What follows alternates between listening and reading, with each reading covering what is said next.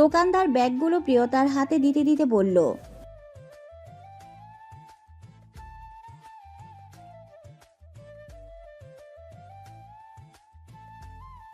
দোকানদারের কথা শুনে প্রিয়তা যেন অস্বস্তিতে মরে যেতে ইচ্ছে করছে।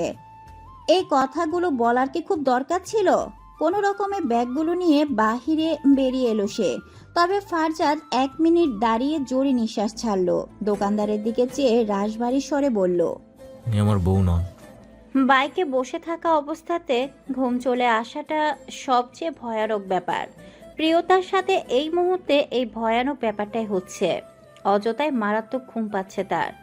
এই অসময়ে ঘুম পাবার কারণ অধিক বিশ্লেষণ করেও বের করতে পারল না সে রীতিমতো ঠুলছে বসে বসে। পূর্বের ন্যায় বসেছেও ফারজাদ থেকে দূরত্ব রেখে বেশ। লুকিং গ্লাসে আচমকা প্রিয়তার ঢুলুঢুলু অবস্থা দেখে উদ্বিগ্ন হয়ে ওঠে ফারজাদ। বাইক থামায় চট করে। বাইক থামাতেই টনক নড়ে প্রিয়তার। ফারজাদ ঘাড় কাত করে চেয়ে বলল, আপনার কি ঘুম পাচ্ছে? প্রিয়তা অস্বস্তি নিয়ে না সূচক মাথা নাড়ালো। সারজাদ বলল, আমি দেখলাম আপনি ঢুলছিলেন, এমন করলে তো পড়ে গিয়ে বিপদ বাঁধাবেন। এত কিছুর মাঝে এই সামান্য ঘুম আবার ফারজাদকে উদ্বিগ্ন করছে বলে প্রিয়তার অস্বস্তি হচ্ছে ভীষণ। সে মাথা নুয়ে বলল, সমস্যা নেই, আমি যেতে পারবো। ফারজাদ বলল। নামুন। প্রিয়তা নেমে দাঁড়ালো। ফারজাদও নামলো। বলল, দাঁড়ান, আমি ওই পাশ থেকে চা নিয়ে আসছি। চা খেলে ঘুমটা কেটে যাবে হয়তো। না না, এত কিছু লাগবে না, যেতে পারবো আমি। ফারজাদ ক্ষীণ সুরে বলল, আপনি যতদিন পর্যন্ত আমাদের কাছে আছেন ততদিন পর্যন্ত আপনাকে সেফ রাখা আমাদের কর্তব্য। এভাবে আপনাকে নিয়ে বাইকে যাওয়াটা রিস্ক হয়ে যাবে। দাঁড়ান আপনি, আমি আসছি। ফারজাদ রাস্তা পার হয়ে ও পাশে গেল। প্রিয়তা চেয়ে রইল নিষ্পলক। তৎক্ষণাৎ মনে মনে আওড়ালো, মানুষটাকে যে জীবনসঙ্গী হিসাবে পাবে তার থেকে ভাগ্যবতী বুঝি পৃথিবীতে আর দুজন হবে না। ওয়ান টাইম গ্লাসে দুটো চায়ের কাপ নিয়ে পদার্পণ করলো ফারজাদ। একটা কাপ প্রিয়তার দিকে এগিয়ে দিয়ে বলল, নিন। প্রিয়তা অপ্রস্তুত হেসেই নিল। ফারজাদ আনমনে সামনে চেয়ে চুমুক বসালো চায়ের কাপে। দারুণ মনে হলো তার। প্রিয়তারও ভীষণ ভালো লাগলো। রাস্তার এক পাশে বাইকটা দাঁড়ানো। ফারজাদ তাতেই হেলান দিয়ে দাঁড়িয়ে চা খাচ্ছে। প্রিয়তা অল্প দূরে, হাতে চায়ের কাপ নিয়ে আনমনে আকাশের দিকে চেয়ে আছে। রাস্তায় সোডিয়ামের আলো, গাড়িগুলো ছুটে চলেছে শা শা করে। পাতে কোনো শব্দই যেন প্রিয়তার কানে যাচ্ছে না এখন। সে কিছু ভাবছে, হয়তো নিজেকে নিয়ে, হয়তো ওয়াদিকে নিয়ে। যতবারই সে এই ভাবনার মধ্যখানে নিবদ্ধ হয়েছে ততবারই কঠোর ভরে এসেছে তার। এবারও তার ব্যতিক্রম কিছু ঘটল না। তবে কঠোর ছাড়িয়ে বৃষ্টি পতিত হবার পূর্বেই তা আড়াল করে নিল প্রিয়তা। পাছে না পাশের মানুষটা দেখে ফেলে এই ভয়ে। তবে ফারজাদ দীর্ঘশ্বাস ফেলল। চোখ ঘুরিয়ে না চেয়েও বুঝতে পারল সবটা। জিজ্ঞেস করলো, ছেলেটার প্রতি কি কখনো একটু সন্দেহ জাগেনি? মনে হয়নি ও আমাকে ঠকাতে পারে? প্রশ্ন শুনে অবাক হলো না প্রিয়তা। সে শান্ত নিষ্প্রাণ সুরে বলল, না, এক মুহূর্তের জন্যও না, বরং প্রতিবার কথা বলার পর আরো বেশি বিশ্বস্ত মনে হতো তাকে। ফারজাদ কপাল কুঁচকে চেয়ে বলল, আপনি ভীষণ নির্বোধ। এই সময় এসে কেউ কখনোই এত বড় বোকামি করে না। বাড়ি থেকে বের হবার আগে অন্তত নিজের মা বাবার কথাটা ভাবতে পারতেন। প্রিয়তা চাইল। চোখ ভর্তি স্রোত না থাকলেও ভেজা দেখালো দৃষ্টি। ক্ষীণ সুরে বলল, মা বাবার কথা যদি সেই মুহূর্তে ভাবনাতে আসতো তাহলে কি আর এত বড় কাজটা করতে পারতাম? এখন যে আজীবন আফসোস করতে হবে। প্রিয়তার ঠোঁট কামড়ে নিজেকে সংযত করে অন্যদিকে চাইল। ফারজাদ আর কথা বাড়ালো না। চায়ের কাপটা পাশের ডাস্টবিনে ফেলে এসেই বলল, উঠে পড়ুন, এবার যেতে হবে। প্রিয়তাও গ্লাসটা ফেলে সে উঠে বসলো। বাকি রাস্তায় ঘুমের ঘটাও এলো না চোখে। বাড়িতে পৌঁছে দিলরুবা বেগমকে সব জানিয়ে ফারজাদদের কিনে দেওয়া জামাগুলো দেখালো প্রিয়তা। দিলরুবা বেগম যতটা না বেশি খুশি হয়েছেন তার থেকে বেশি অবাক হয়েছেন তিনি। তার ছেলে এই প্রথম মা আর বোন ব্যতীত তৃতীয় কোনো নারীর জন্য এতটা ভাবলো। গেস্ট রুমের দিকে গেল প্রিয়তা। দিলরুবা বেগম ফারজাদদের দিকে চেয়েই বললেন, প্রিয়তাকে কাপড় কিনে দেওয়াতে খুব খুশি হয়েছি বাবা। ফারজাদ জবাব দিল না। অযথায় তার মাথায় তখন দোকানদারের বলা কথাটা বিচরণ শুরু করলো। বিরক্ত হলো সে। বলল, আমি আমি গিয়ে ফ্রেশ হচ্ছি। আচ্ছা যাও। ফারজাদ তার ঘরের দিকে পা বাড়ালো। দিলরুবা বেগম স্বস্তির নিঃশ্বাস ফেলে রান্নাঘরে গেলেন রাতের খাবারের ব্যবস্থা করতে। ফ্রেশ হয়ে এসেই ফারজাদ দেখলো ফোন বাজছে তার। অচেনা নাম্বার, ধরবে কি ধরবে না ভাবছে। পরে কি ভেবে মনে হলো ধরা উচিত, তাই রিসিভ করলো। কানে লাগিয়ে সালাম দিল। ওপাশ থেকে সালামের জবাব দিয়ে এক মেয়েলি স্বর প্রশ্ন করলো, চাকরিটা ছেড়ে দিলেন কেন?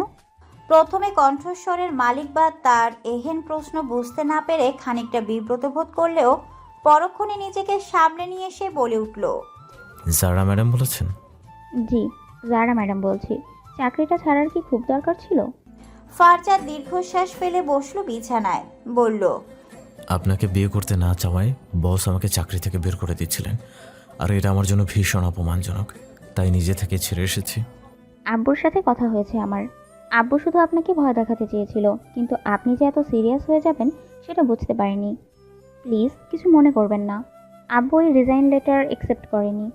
আপনাকে কাজে আবার জয়েন করতে বলেছেন। তার সাথে বলেছেন এই বছরই আপনাকে প্রমোশন দেওয়া হবে। সব শুনে তাচ্ছিল্যের হাসি দিল ফারজাদ, বলল, এসব নিশ্চয়ই আপনি বলে করিয়েছেন? না না, ট্রাস্ট মি, আব্বু নিজ থেকেই সব কিছু সিদ্ধান্ত নিয়েছে, আমি কিছুই বলিনি। আচ্ছা, বিশ্বাস করে নিলাম।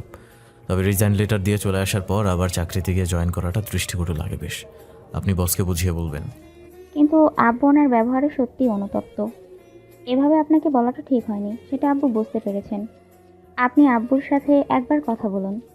যারা তার বাবার কাছে ফোন ধরিয়ে দিল।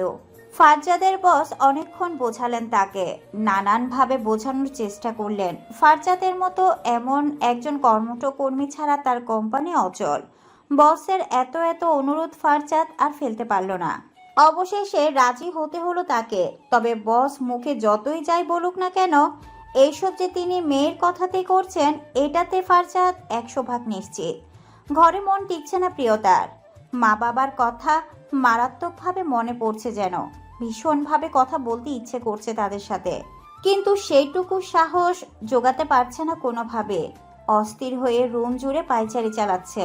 মমি পড়া শেষ করে গেস্ট রুমে এলো। প্রিয়তাকে রুম জুড়ে হাঁটাহাঁটি করতে দেখে হেসে জিজ্ঞেস করলো, কি ব্যাপার আপু, তুমি এমন অস্থিরভাবে হাঁটাহাঁটি করছো কেন? প্রিয়তা থেমে দাঁড়ালো। ভাবলো মমিকে একবার বলে দেখবে কথাটা।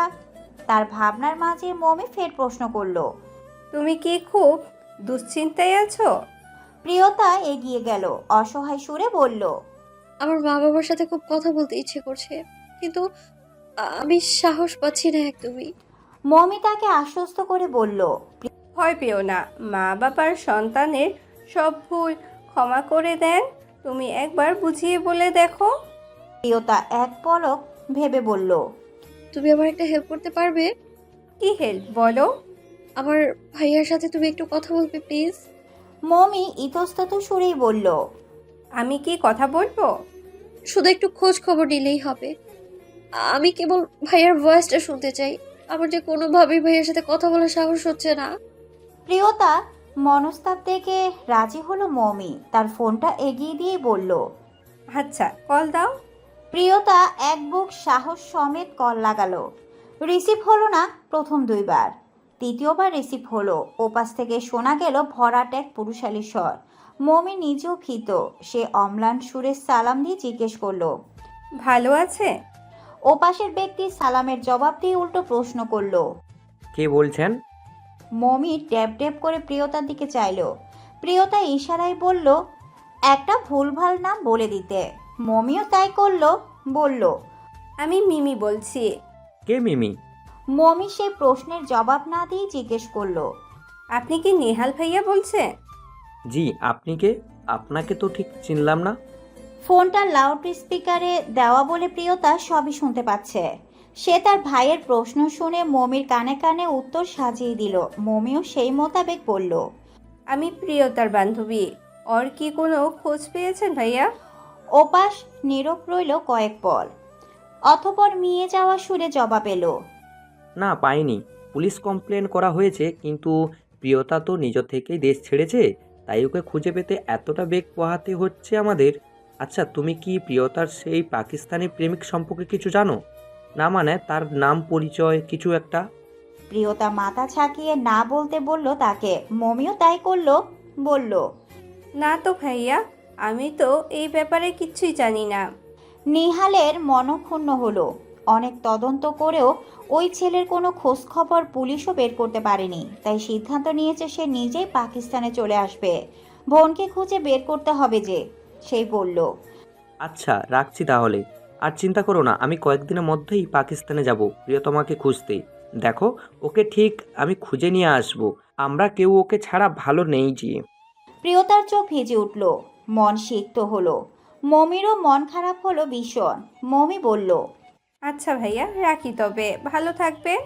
ফোন কাটলো। মমি বলল, দেখেছো, আমি বলছিলাম না কেউ তোমাকে অপছন্দ করবে না, সবাই তোমাকে সব সময় মতন ভালোবেসে যাবে। দেখছিলে না তোমার ভাইয়া কি বলছিলেন? প্রিয়তা মলিন হেসে বলল, ভাইয়া তো এমনিতেই আমার অনুপস্থিতি মেনে নিতে পারে না। একদিনের বেশি দুদিনের জন্য আমাকে কোথাও থাকতে দেননি, আর এখন এতগুলো দিন আমি উধাও, কষ্ট তো হবেই। প্রিয়তার কান্না পাচ্ছে। নিজের উপর রাগ হচ্ছে খুব। কার জন্য করলো এসব? কার জন্য নিজের পরিবারকে এত কষ্ট দিল? একজন প্রতারকের জন্য? একজন ঠকবাজের জন্য? একজন নারী পাচারের জন্য? ছি! নিজেকে ভীষণ ধিক্কার জানালো সে। মমি প্রিয়তাকে আশ্বস্ত করে বলল, তোমার ভাইয়া আসলে ভাইয়াকে এখানে নিয়ে আসবে, আমরা সবাই মিলে তোমার ভাইয়াকে বোঝাবো। তুমি কোনো চিন্তা করো না, সব ঠিক হয়ে যাবে। প্রিয়তা অসহায় সুরে বলল। এত কিছুর পরেও আমি ভাইয়ার সামনে মুখ দেখাবো কি করে? মমি তার হাত মুঠোয় নিয়েই বলল, এত ভেবো না তো, দেখবে তোমার ভাই তোমাকে দেখলে সব ভুলে গিয়েছেন। শুধুমাত্র তার জন্য তার ভাইকে এত কষ্ট করে এত দূর আসতে হবে। শুধুমাত্র তার জন্য তার পরিবার প্রতিনিয়ত এত কষ্ট পাচ্ছে। নিজের প্রতি ঘৃণা হচ্ছে প্রচণ্ড। একটা ভুল মানুষের প্ররোচনায় পড়ে আজ তার জীবনের এই দশা। আবার যে কবে একটু সুখ পাবে কে জানে। রাতে খেতে বসে মমি দিলরুবা বেগমকে প্রিয়তার ভাই আসার কথাটা জানালো। দিলরুবা বেগম অবাক হলো, ক্ষিপ্ত হলো ফারজাদ। ব্রু কুসকে জিজ্ঞেস করলো, তোকে আগ বাড়িয়ে ওনার ভাইয়ের সাথে কথা বলতে কে বলেছে? আমরা ছিলাম না? হ্যাঁ, আম্মি ছিল না? আমাদের মধ্যে কেউ কি কথা বলতে পারতো না? তোর মিথ্যে পরিচয় ওনার সাথে কথা বলার কি প্রয়োজন ছিল? ফারজাদের আকস্মিক রাগে মমি আর প্রিয়তা দুজনেই ঘাবড়ে যায়। প্রিয়তা ঢোক গিলে মৃদু সুরে বলল, আমি মমিকে কথা বলতে বলেছিলাম, এখানে ওর কোনো দোষ নেই। ফারজাদ কাট কাট গলায় বলল, কেন বললেন? বাড়িতে কি কথা বলার মানুষের অভাব পড়েছে? আম্মিকে বলতে পারলেন না? মৌমিকে কেন আপনার জন্য মিথ্যা বলতে হবে? প্রিয়তা মাথা নুয়ে চোখের জলকে সংযত করল। দিলরুবা বেগম অস্থির স্বরে বললেন, এভাবে কেন বলছো ফারজাদ? ও কথা বলতে পারছিল না বলেই মম্মি কথা বলেছে, তাতে এত রেগে যাওয়ার কি আছে? আম্মি সবসময় ওনার হয়ে কথা বলবেন না। ওনার জন্য আমরা অযথায় ঝামেলায় পড়েছি। আর কোনো ঝামেলা আমি চাই না। আপনি কাল ওনার ভাইকে কল দিয়ে সব বলবেন। বলবেন ওনাকে যত তাড়াতাড়ি সম্ভব এখান থেকে এসে যেন নিয়ে যান। কিন্তু মেয়েটার পাসপোর্ট ভিসা তো ওর ব্যাগেই রয়ে গিয়েছে। ফারজাদ বিরক্ত হয়ে বলল, জি, আর ওই ব্যাগ পুলিশ উদ্ধার করতে পারেননি। আমাকে কল দিয়ে জানিয়েছিলেন ওই বাড়িতে ওনারা কোনো কিছুই খুঁজে পাননি। আর এগুলো ছাড়া দেশে ফিরবে কি করে? সেটা উনি বুঝবেন। ভাই এলে ভাইকে নিয়ে ব্যবস্থা করবেন। তবে এই বাড়িতে থেকে আর কোনো ঝামেলা করুক আমি তা চাই না। ফারজাদ উঠে গেল। খাবারটাও খেলো না পুরোটা। তার হঠাৎ হঠাৎ রেগে যাওয়ার কারণ দিলরুবা বেগম উদ্ঘাটন করতে পারেন না। ফারজাদ প্রস্থান করতেই প্রিয়তার গাল বেয়ে অবাধ্য জল গড়িয়ে পড়ে। মমি অসহায় চোখে মায়ের দিকে তাকায়। ভাইটা তার অযথায় রাগ দেখায়। দিলরুবা বেগম উঠে এসে প্রিয়তার পাশের চেয়ারে বসলেন, বললেন, কষ্ট পেও না মা, ছেলেটা সবসময় সব ঝামেলা এড়িয়ে চলে, সে এসব পছন্দ করে না। এখন তোমার জন্য একটু থানা পুলিশ করতে হচ্ছে বলে হয়তো এ নিয়ে বিরক্ত, তবে একটু পরেই দেখবে সব কিছু ঠিক। রাগ পড়ে গিয়েছে, ওর কথায় কষ্ট পেও না। তোমার ভাই আসলে তোমার ভাইকে আমরা বুঝিয়ে বলবো সব। প্রিয়তা নিজেকে আর সংযত করতে না পেরে শব্দ করে কেঁদে উঠল। কান্নারত অবস্থায় বলল, ওনার কোনো দোষ নেই আন্টি, সব দোষ আমার। আমার জন্যই তো সবটা হচ্ছে। আমার জন্য বাংলাদেশে আমার পরিবার কষ্ট পাচ্ছে, আর এইদিকে আপনাদের কষ্ট হচ্ছে। আমার জন্যই যত ঝামেলা। আজ আমি পালিয়ে না আসলে এসব কিচ্ছু হতো না। সব দোষ আমার। আমার ভুলের জন্যই দুই পরিবারের মধ্যে এত অশান্তি। আমায় ক্ষমা করে দিন আন্টি, ক্ষমা করে দিন প্লিজ। প্রিয়তা হাত জড়ো করলো। দিলরুবা বেগম তার হাত ধরে বললেন, কি করছো মেয়ে? কান্না থামো, কাঁদলে কিছুই হবে না। ভুল করেছো, এখন ভুল থেকে শিক্ষা নাও, তাহলে ভুলের সব প্রায়শ্চিত্ত হয়ে যাবে। প্রিয়তা চোখ মুখ মুছলো, উঠে দাঁড়িয়ে বলল, জি আন্টি, প্রায়শ্চিত্তের প্রয়োজন। আমি রুমে যাই আন্টি, আমার এখন ঘুমের দরকার। আমায় ডাকবেন না প্লিজ। প্রিয়তা নিশ্চল ভঙ্গিতে হেঁটে ঘরের দিকে গেল। গিয়েই দরজা আটকে দিল শব্দ করে। মমি বিচলিত হয়ে প্রশ্ন করলো, আম্মি, আপু আবার কিছু করে বসবে না তো? দিলরুবা বেগম চিন্তিত সুরে বললেন, বুঝতে পারছি না তো, মেয়েটার যা মানসিক অবস্থা, যদি কিছু করে বসে। চল তো। মমিকে নিয়ে গেস্ট রুমের কাছে গেলেন দিলরুবা বেগম। দরজায় ঠক ঠক শব্দ করে ডাকলেন। প্রিয়তা। সঙ্গে সঙ্গেই জবাব এলো। আন্টি ঘুমোচ্ছি আমি, আমার ঘুমের দরকার। আমায় দয়া করে ডাকবেন না প্লিজ। প্রিয়তার জবাব পেয়ে শান্তি পেলেন দিলরুবা বেগম। পরক্ষণে কিছু একটা পড়ার শব্দে চকিত হয়ে জিজ্ঞেস করলেন, কি পড়লো প্রিয়তা? আন্টি, আপনার কাচের ফুলের টবটা আমার হাতে লেগে পড়ে গিয়েছে। আমি পরিষ্কার করে দিচ্ছি। দিলরুবা বেগমের কেমন যেন সন্দেহ হলো। তিনি দরজা ধাক্কা দিয়ে বললেন, তোমার পরিষ্কার করতে হবে না, তুমি দরজা খুলো। না আন্টি, আমি পরিষ্কার করে ঘুমিয়ে পড়বো, আপনি যান। ভেতর থেকে কোনো প্রকার সাড়া না পেয়ে ঘাবড়ে গেলেন দিলরুবা বেগম। তিনি দরজায় জোরে জোরে শব্দ করতে আরম্ভ করলেন। প্রিয়তা প্রিয়তা বলে ডাকলেন খুব। প্রিয়তা নিশ্চুপ। ভেতরে সে কি করছে কিছুই বোঝা যাচ্ছে না। দরজায় এহেন করাঘাতে শব্দে ফারজাদ তার ঘর থেকে বেরিয়ে আসে। তার মা আর বোনকে গেস্ট রুমের দরজার সামনে আঘাত করতে দেখে চিন্তায় পড়ে সে। জিজ্ঞেস করে, কি হয়েছে আম্মি, এভাবে দরজা ধাক্কাচ্ছেন কেন? দিলরুবা বেগম অস্থির হয়ে বললেন, দেখ না বাবা, মেয়েটার ভেতরে গিয়ে আর দরজা খুলছে না। আমার ভয় করছে খুব, ও না আবার কোনো উল্টাপাল্টা কাজ করে বসে। ফারজাদ কপাল কুঁচকে এগিয়ে এসে বলল। শুনুন, আমি দেখছি। ফারজাদ দরজায় আওয়াজ করে। প্রিয়তা, আপনি দরজা খুলছেন না কেন? এতক্ষণে উত্তর এলো। অতি ক্ষীণ সুরে প্রিয়তা জানালো। আমি ঘুমাচ্ছি। প্রিয়তার গলার স্বর ফারজাদের স্বাভাবিক মনে হলো না মোটেও। সে ফের দরজার শব্দ করে বলল, দরজাটা একবার খুলুন তো। না, আমি ঘুমাচ্ছি বললাম না। ফারজাদ রেগে গেল। গলার স্বর চওড়া করে বলল, ঘুমাবেন পরে, আগে আপনি দরজা খুলুন। এবার আর প্রত্যুত্তর এলো না। ফারজাদ বুঝে নিল ভিতরে কিছু একটা অবশ্যই ঘটেছে।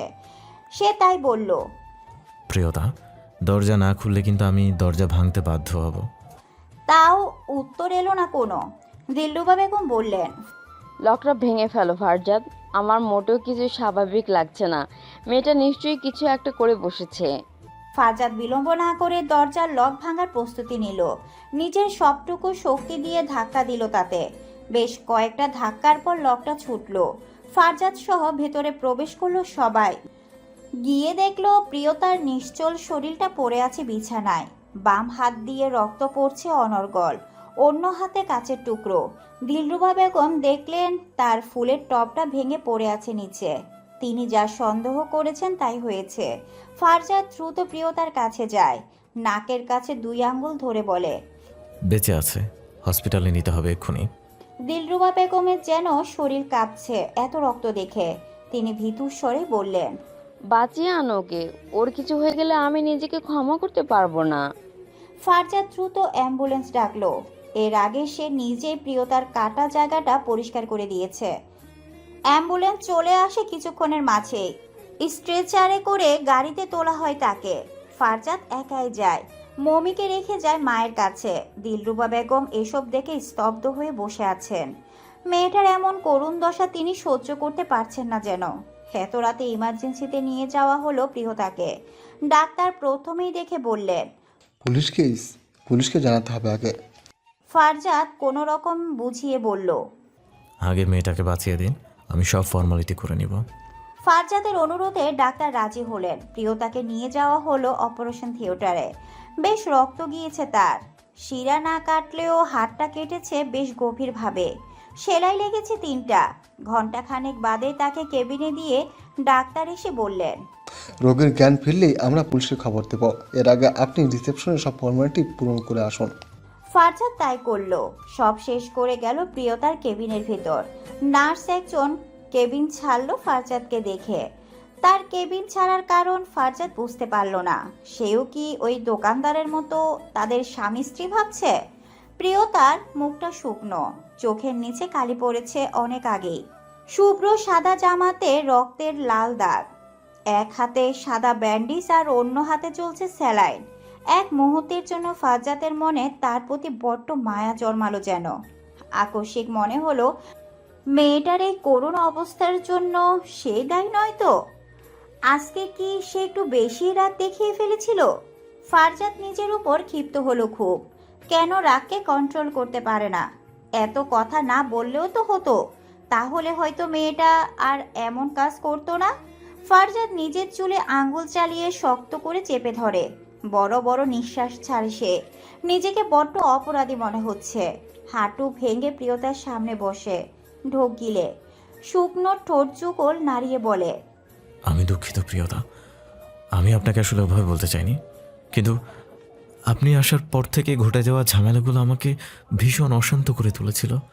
তাই না পেরে একটু বেশি রাগ দেখিয়ে ফেলেছি। আমার উচিত হয়নি এমনটা করা, আমাকে ক্ষমা করবেন। ফারজাদ উঠে কেবিন থেকে বেরিয়ে যায়। আজ এক অদ্ভুত রকম অনুভূতি হচ্ছে যেন মেয়েটার জন্য একটু বেশি মায়া হচ্ছে। এমনটা হওয়া মোটেও উচিত নয়। সে বিরক্ত হলো নিজের মনের উপর। শুধু শুধু অদ্ভুত সব চিন্তা ভাবনা তাকে অস্থির করে তুলেছে। সেই অস্থিরতা কমাতে দিলরুবা বেগমকে কল দেয়। তাকে জানায় প্রিয়তা এখন ঠিক আছে। দিলরুবা বেগম মেয়েটার জন্য নামাজে বসেছিলেন। ফারজাদের কাছ থেকে খবর পেয়ে খুশিতে কেঁদে ফেলেন তিনি। কিছুক্ষণের মাঝেই পুলিশ এসে হাজির হলেন। পুলিশের সম্মুখে ফারজাদ এখন কি বলবে বুঝতে পারছে না। তখন নার্স এসে জানালো প্রিয়তার জ্ঞান ফিরেছে। প্রিয়তার জ্ঞান ফেরার খবর পেয়ে শান্ত হলো ফারজাদ। অফিসারকে বলল, প্রিয়তার কাছে আপনি আপনার সব উত্তর পেয়ে যাবেন। অফিসার চলুন। পুলিশ অফিসারকে সাথে নিয়ে কেবিনে প্রবেশ করে ফারজাদ প্রিয়তার নিভু নিভু চোখে দেখলো চেয়ে। অফিসার গিয়ে জিজ্ঞেস করলো, আপনি কি কথা বলার অবস্থায় আছেন? আমাদের কিছু প্রশ্ন ছিল। প্রিয়তা ঢোকিল, ক্ষীণ সুরে বলল, জি বলুন। আপনি আত্মহত্যা করতে চেয়েছেন কেন? প্রিয়তা ফারজাদের দিকে চাইলো। ফারজাদের চোখের দৃষ্টি আজ খোলাটে। প্রিয়তা কিছুক্ষণ চেয়ে থেকে চোখ নামিয়ে বলল, আমি অনেক বড় ভুল করে ফেলেছি, আর নিজেকে এই ভুলের শাস্তি দিতেই এই পথটা বেছে নিয়েছিলাম। অফিসার ভ্রু কুঁচকে একবার প্রিয়তাকে দেখে আরেকবার ফারজাদকে, তারপর ফারজাদকে জিজ্ঞেস করে, উনি কে হয় আপনার? ফারজাদ জবাব দেওয়ার আগেই প্রিয়তা বলে ওঠে, ওনার বাড়ির আশ্রয়িতা আমি। উনি আমায় দয়া করে ওনার বাড়িতে আশ্রয় দিয়েছেন বলেই আমি এখন অবধি বেঁচে আছি, নয়তো কবে মরে যেতাম আমি। অফিসার ঘটনার আগামাথা কিছুই বুঝলেন না, বললেন, মিস্টার, আপনি আমাকে খুলে বলুন তো সব কিছু। ফারজাদ খুলে বলল সবটা, একদম শুরু থেকে এই অবধি। সব শুনে অফিসার বললেন, আচ্ছা, আপনি সেই মেয়ে? আপনাকে নিয়েই তো প্রতিটা থানায় কথা হচ্ছে। প্রতিটা থানায় হুঁশিয়ারি দেওয়া হয়েছে ওই নারী চক্রকে খুঁজে বের করার জন্য। আপনি তো ভীষণ সাহসী, তবে এমন একটা কাজ করলেন কেন? প্রিয়তার জবাব দিল না। অন্যদিকে ঘুরে চোখ বুঝলো। অফিসার বুঝলেন তার মানসিক অবস্থাটা। তিনি ফারজাদের দিকে চেয়ে বললেন, ওনার বাড়ির লোকদের এখানে আনার ব্যবস্থা করুন, নয়তো উনি নিজেকে এই ট্রমা থেকে বের করতে পারবেন না। জি, আমি চেষ্টা করব। অফিসার আর নতুন কোনো কেস লিখলেন না, চলে গেলেন। ফারজাদ কেবিনেই দাঁড়ান। জ্ঞানহীন প্রিয়তার সামনে অনেক কিছু বলে ফেললেও এখন সে নীরব নির্বাক, মুখ থেকে রা আসছে না কোনো। প্রিয়তাকে এখন একবার দুঃখিত বলতে পারলে মনের শান্তি পেত ভীষণ, কিন্তু তা না করে উল্টো ক্ষুদ্র হয়ে সে বলল, এতটা বাড়াবাড়ি না করলেও পারতেন। আজ যদি আপনার কিছু একটা হয়ে যেত, তবে আজীবন আমাদের কেবল থানা পুলিশ করেই পার করতে হতো। কিছু করার আগে ভেবে করেন না বলেই আজ আপনার এই অবস্থা। আর কবে শিক্ষা হবে আপনার? আর কত ভুলের পর? ফারজাদের চওড়া গলার স্বরে প্রিয়তা চোখ ভিজে উঠল। মেয়েটা কথায় কথায় এত কাঁদে কেন কে জানে। ফারজাদ নিজেকে ধাতস্থ করে। সে চায় একটা আর করে একটা।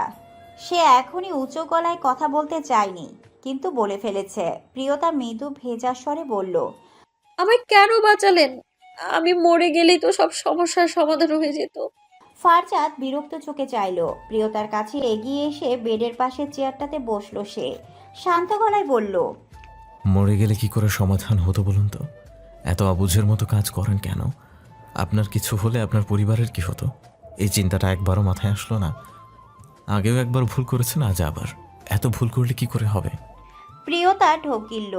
গলাটা যেন কেমন শুকিয়ে এসেছে। সে বিনয়ের সুরে বলল, একটু পানি দেবেন? ফারজাদ উঠে আশেপাশে চেয়ে দেখলো পানির কোনো ব্যবস্থা নেই। সেই বলল, একটু অপেক্ষা করুন, আমি ক্যান্টিন থেকে কিনে আনছি। ফারজাদ পানি আনতে গেল। প্রিয়তা নীরের শূন্য অক্ষি মেলে চেয়ে রইল তার ব্যান্ডেজ করা হাতের দিকে।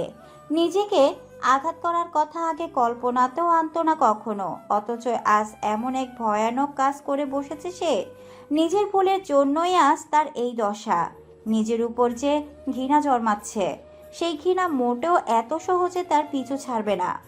তাকে জ্বালিয়ে পুড়িয়ে ভস্ম করে দিয়ে তবে ক্ষান্ত হবে। রিসিপশনে বসে থাকা লোকটা মাথা তুলে চাইল।